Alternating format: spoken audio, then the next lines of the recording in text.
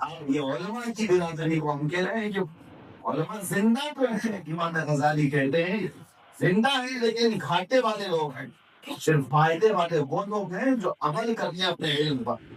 اور آگے بڑھ کر کے امام غزالی فرماتے ہیں عمل کرنے والے بھی نقصان میں، عمل کرنے والے بھی نقصان میں ہے، صرف وہ لوگ فائدے میں ہیں جو اخلاص کے ساتھ عمل کرتے ہیں. سبحان اللہ. عمل میں بھی اگر دکھاوا ہے ان کے تب بھی وہ گھاٹے میں نقصان میں.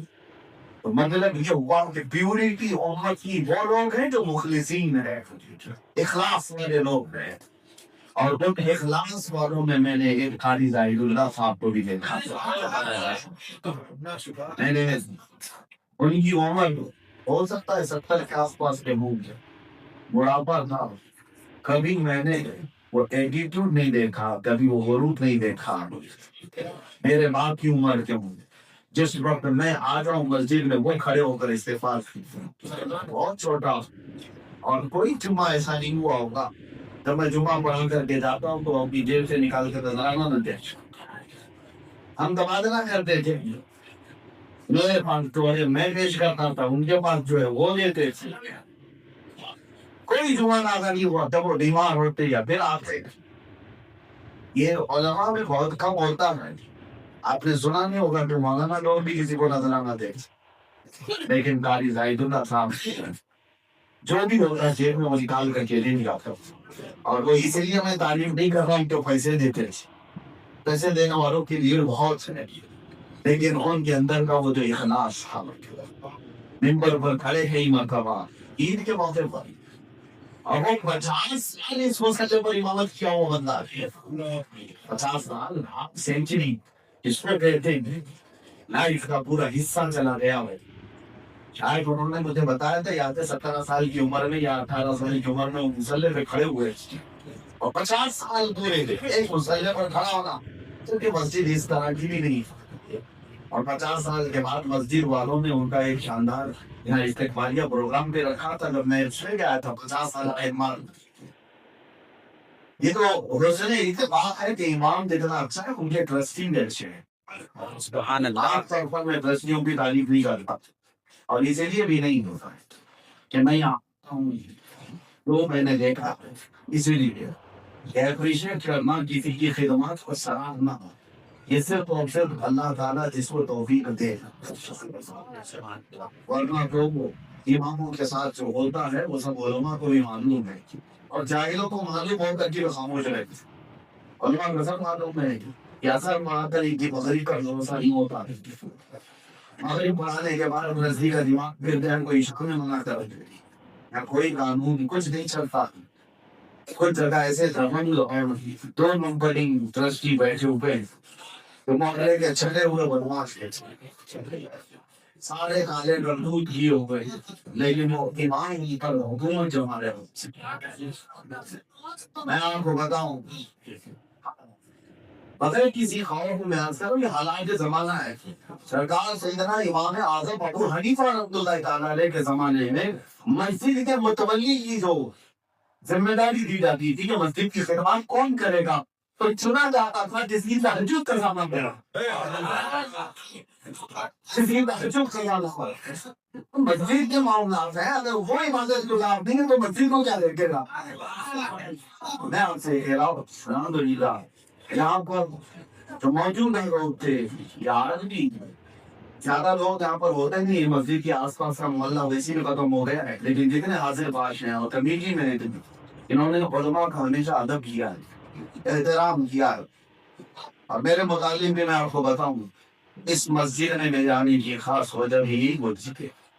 ویسے ہر جمعہ بڑی بڑی مسجدوں میں لوگ جمعہ کے لیے بلاتے ہیں، معلوم ہے وہاں جانے کے بعد بھیڑ بھاڑ ہوگی، رسم و رواج ہوگا، پھول گل پوشی وہ سب چیزوں کو چھوڑ کر اس مسجد میں جمعہ پڑھنے میں ایک روحانی سکون ملتا. وجہ یہ ہے کہ یہ لوگ اس وقت میرے پاس آئے تھے جب لوگ میری امامت پر ہی زبان اٹھا چکے تھے، میرے اوپر بڑے مسائل تھے. اب میں وہ سب چیزیں ذکر نہیں کرتا ہوں، ہمارے ساتھ تو حادثات ہوئے. میں نے ان سے پوچھا تھا کمیٹی والوں سے کیا ایسے وقت میں آئے ہیں جب میری امامت پر یہ سوال ہے، آپ مسلح پہ کھڑا کریں گے اور لاک ڈاؤن کے معاملات میں اور سارا ہندوستان مجھے رناٹ کر رکھا ہوا ہے. اس وقت موبائل کے معاملات چل رہے ہیں, کب پولیس آ جائے یا ہو جائے. انہوں نے یہ سارے معاملات نہیں دیکھے تھے. انہوں نے کہا یہ مسلح ہمارا پہلے سے پورا امن ہے, آپ آئیں گے امن کے ساتھ ہی رہے گا ایسا. انشاءاللہ ابھی تک کبھی کوئی معاملات نہیں تھا. الحمدللہ. سبحان اللہ. ظاہر اللہ صاحب کی متعلق میں یہ عرض کر رہا تھا کہ مخلص لوگوں میں سے مخلص لوگوں میں سے اپنی عبادت میں وہ مکمل رہے, اور یہی کیا کام ہے کہ اللہ تعالیٰ پوری زندگی جس کو اپنے گھر کا مہمان بنا کر رکھا, سبحان اللہ. سبحان اللہ. پوری زندگی جس کو اپنے گھر کی نگرانی پر رکھ دیا, اس سے بڑھ کر کے نصیب کیا ہے. تو اور کم لوگ بولتے ہیں جن کو مسجد کی اتنی پابندی مل گئی وہ زندگی بھر. اور میرے آقا صلی اللہ تعالیٰ علیہ وسلم کی حدیث ہے, قیامت کے دن جو تپتی ہوئی دھوپ ہوگی, گرمی ہوگی, عرش کا سایہ کس کو ملے گا؟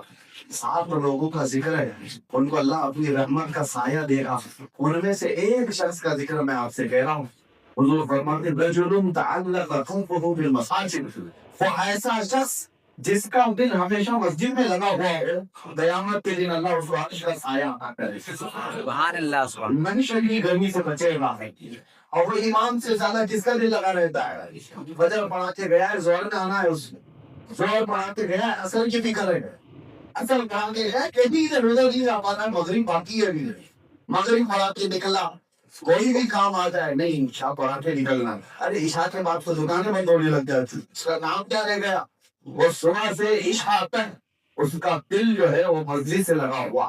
عشاء ہونے کے بعد بھی بیوی بچوں سے تھوڑا ہنس کھیل لیا, کھا پی لیا.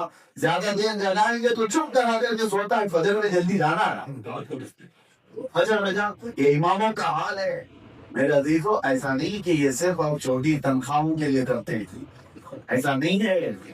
آپ جو ان کو تنخواہیں دیتے اس سے ہوتا کیا ہے؟ کیا چلتا ہے آج کے زمانے میں 8-10 ہزار روپے میں نہیں ہے. کتنے تو ایسے ہیں جو اپنی بیڑی گٹکے میں خرچہ کرتے ہیں, اور یہ اپنے 4 بچے 5 بچوں کے ساتھ پورا گھرانہ چلا شروع کیا. اتنا ہی نہیں, اپنے گھر میں ماں باپ کو بھیج رہے ہیں, بھائیوں کو پال رہے. کتنے امام ایسے ہیں. وجہ یہ ہے کہ یہ تمہاری چھوٹی تنخواہوں سے ان کا خرچ چل رہا ہے. وہ اللہ کے گھر کی خدمت کر رہے ہیں, اللہ ان کو بہتر دے رہا ہے. سبحان اللہ.